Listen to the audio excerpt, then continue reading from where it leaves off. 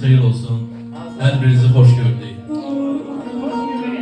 Deyir, salam əziz kəlmədir, salam təmiz kəlmədir. Salam insan dilinə, Peyğəmbərdən gəlmədir. Salamlayıram sizləri. Deyir, hər fəslin öz ləzzəti, yazın özgə ləzzəti var. Kim istəməz 100 yaşasın, 100'ün özgə ləzzəti var. Sabir qardaşım, Allah sənə can sağlığı versin. Bir qardaşım, sizləri də təbrik edirəm. Hər biriniz var olasınız.